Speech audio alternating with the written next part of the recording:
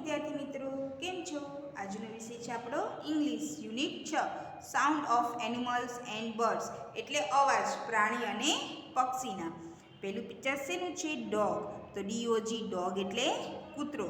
તો બાર્ક, તો BARKS બાર્ક્સ એટલે ભસવું. પછી આ શેનું પિક્ચર છે? કેટ. શેનું છે? કેટ. કેટ એટલે બિલાડી. CAT કેટ એટલે બિલાડી. તો મ્યુ. મ્યુ એટલે MEWS મ્યુઝ એટલે મિયાવ મિયાવ કરવું. હવે કાઉ.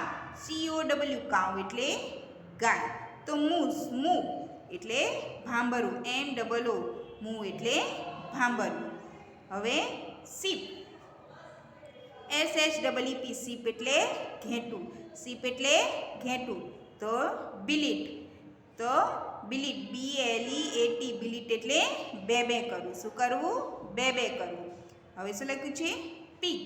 PIG પીગ એટલે ભૂંડ. તો શું છે? ગ્રન્ટ. GRUNTS ગ્રન્ટ્સ એટલે ડરકવું. ગ્રન્ટ્સ એટલે ડરકવું. હવે ડોંકી. ડોંકી એટલે શું થાય? ઘોડો. ના મેડમ, ગધેડો થાય. બરોબર ને? તો DONKEY ડોંકી એટલે ગધેડો. તો બ્રે. BRAYS બ્રે એટલે ભૂકવું. આ અવાજ છે. આ પ્રાણીઓના નામ છે. હવે ક્રો. શું છે? ક્રો. CROW ક્રો એટલે કાગડો. તો ક્વાવ. CAWS એટલે કાકા કરવું. હવે કોક એટલે કૂકડો. બરોબર?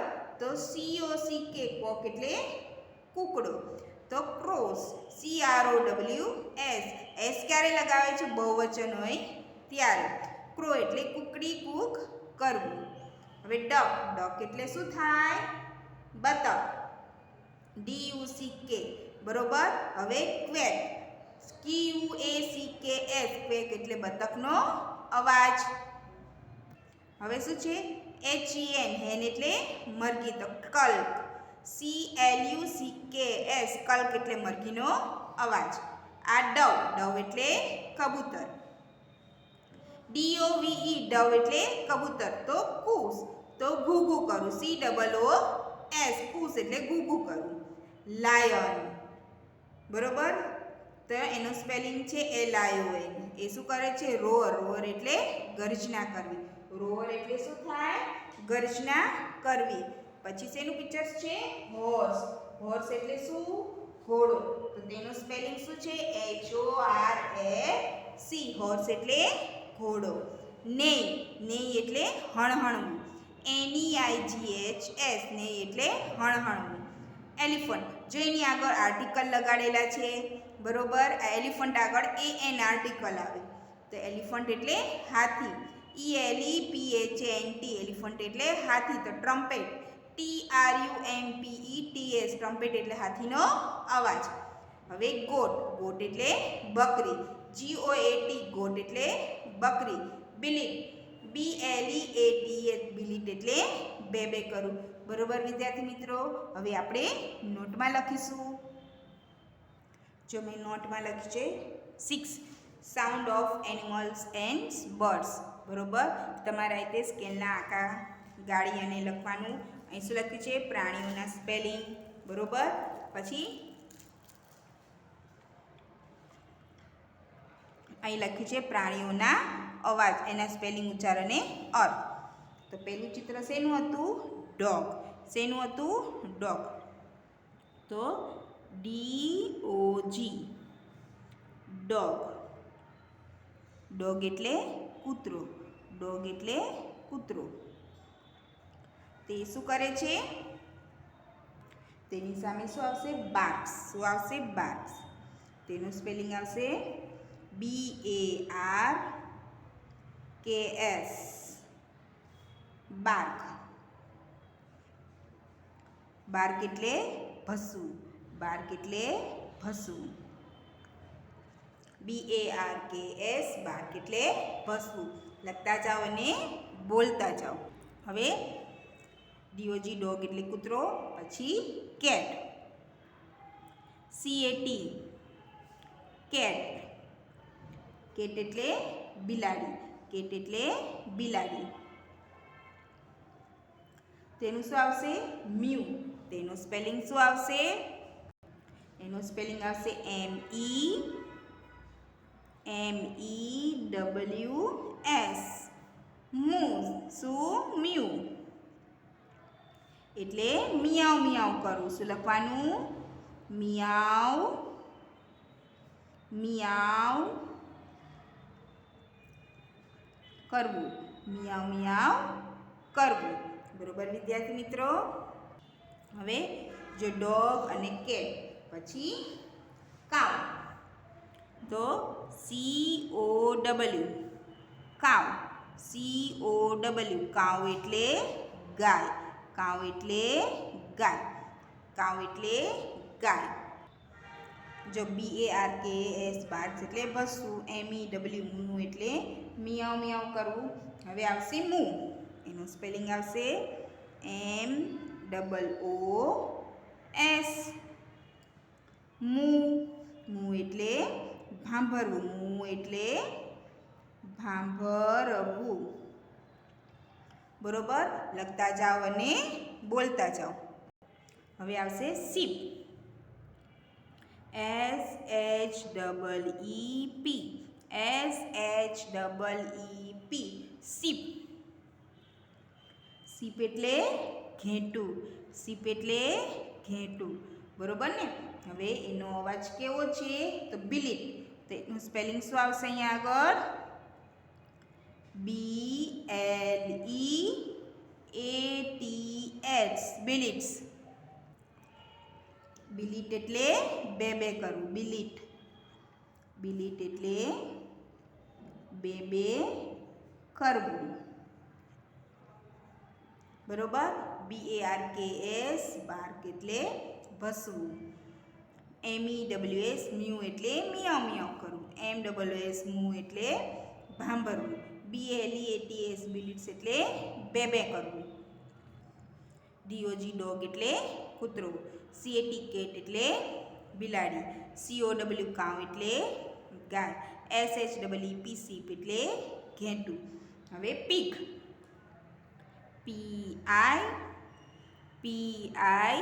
પીગ. પીગ એટલે ભૂંડ. પીગ એટલે ભૂંડ.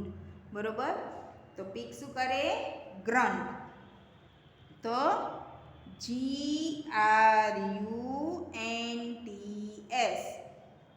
ગ્રન્ટ.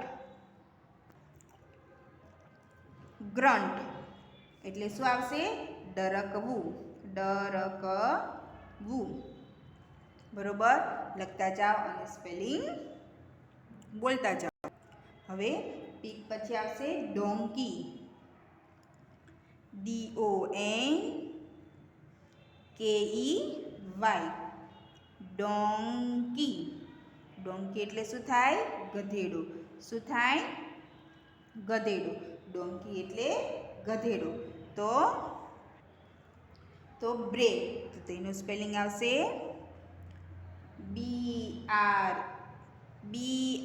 BRAYS બ્રે એટલે ભૂકવું.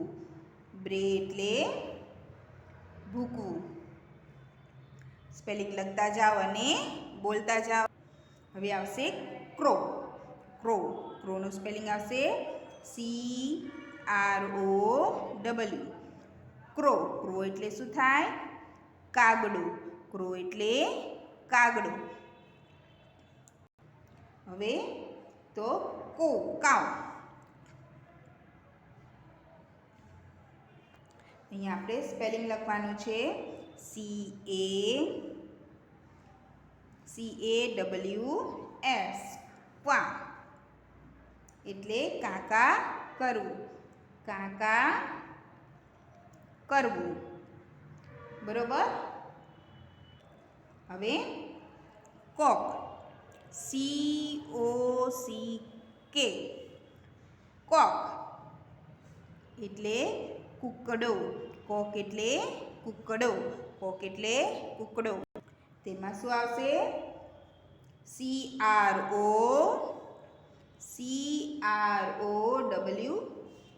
ક્રો. એટલે કૂકડી કૂક કરવું. કૂકડી કૂક કરવું.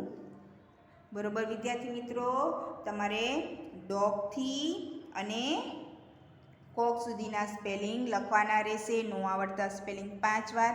હવે આપણે 1 થી 10 ના સ્પેલિંગ લઈ લઈએ સાથે સાથે.